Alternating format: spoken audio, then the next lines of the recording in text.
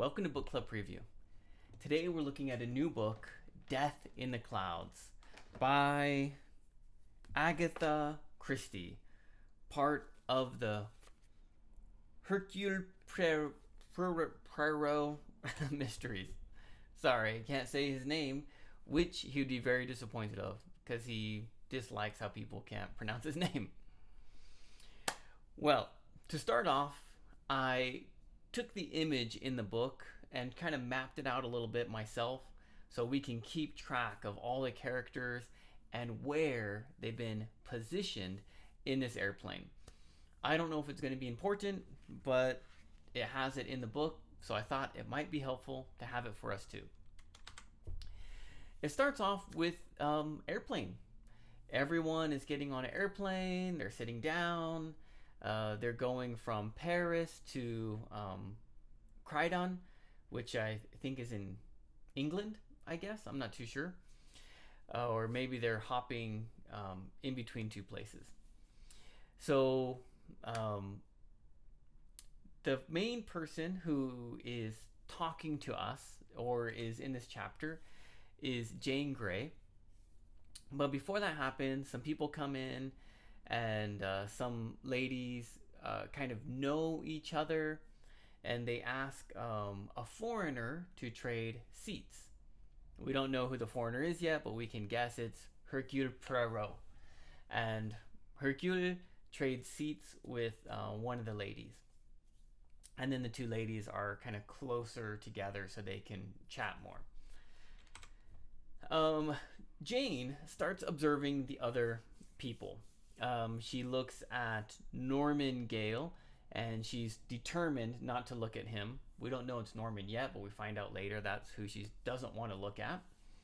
She's looking at the doctor. She's looking at these two ladies, the Countess of Horbury and Vignetta Kerr, maybe. And she's observing these two ladies. One is an actual royalty, and the other is not really, but maybe she got born, she married into it, making all these different observations. And then each of the characters kind of goes through their thoughts. What are they thinking of? What's going on in their minds? And I'm not going to be able to do these in order, but it starts off with Jane. Jane's thinking about her trip. She won like a lottery ticket. She won not a large amount of money, but a good amount of money to go on a vacation with.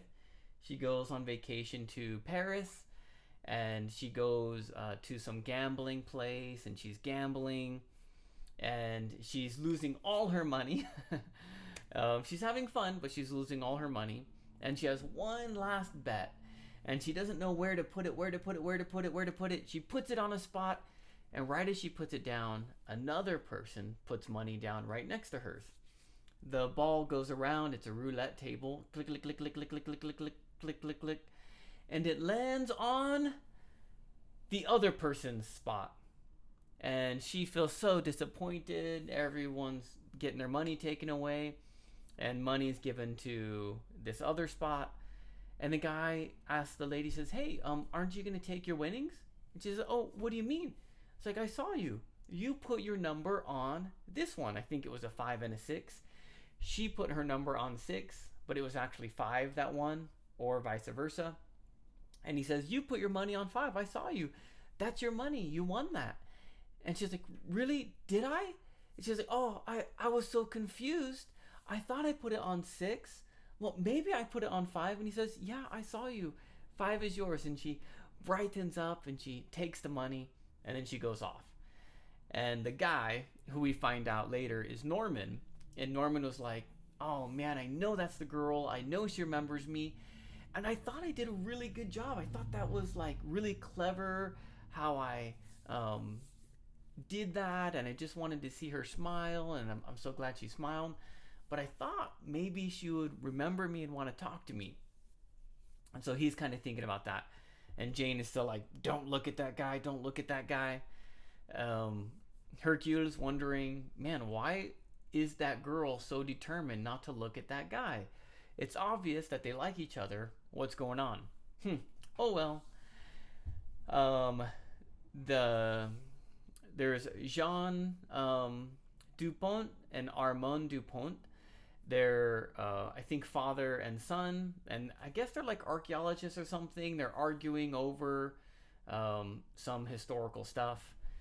Dr. Bryant is looking at a flute and he's like rubbing it, thinking about going into music or something. Um, let's see, Daniel Clancy is a writer. He's a mystery novel writer.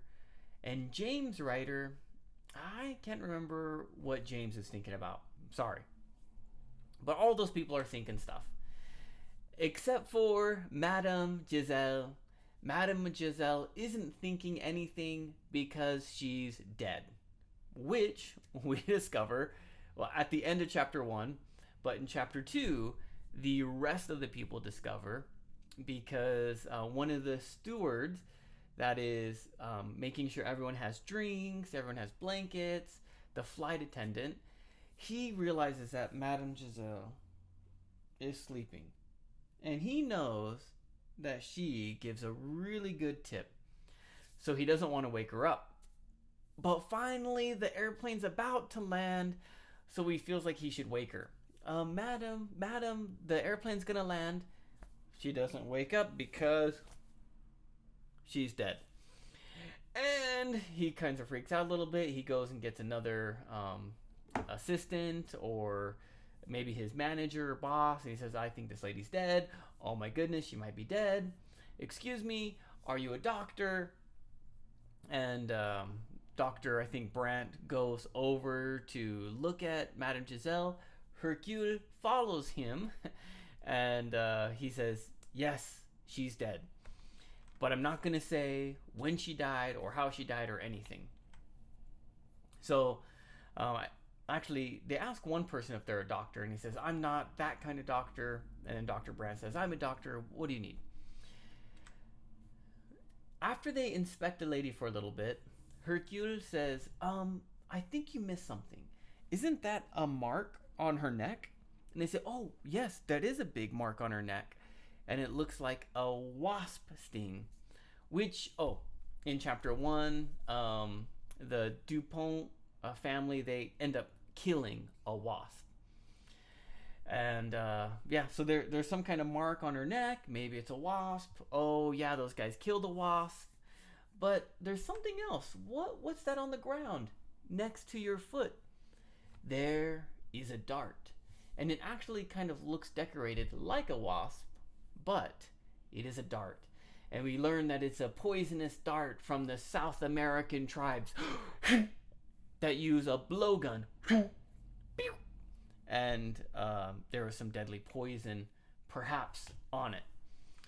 And that is how the chapter ends. So let's look at some vocabulary words. First is dominated. Dominated is ruled, controlled.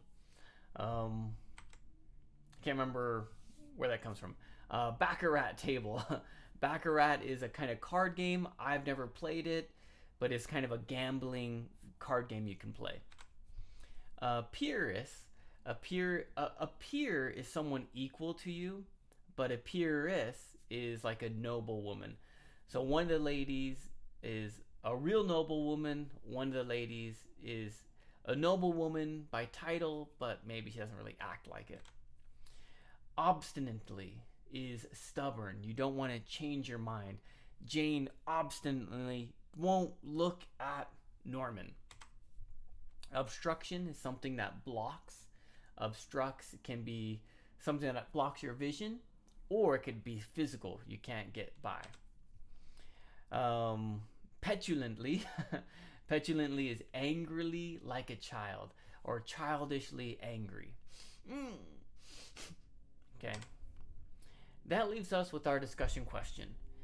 If you were the flight attendant, when would you try to wake up Madame Giselle? Would you have tried sooner? Would you have not tried at all? What would you have done if you were the flight attendant and someone was sleeping? When would you try to wake them up? And of course, please make your own discussion question. That is all the time that we have for today. But thank you so much for joining me for this episode of Book Club Preview. I'll see you soon. Bye-bye.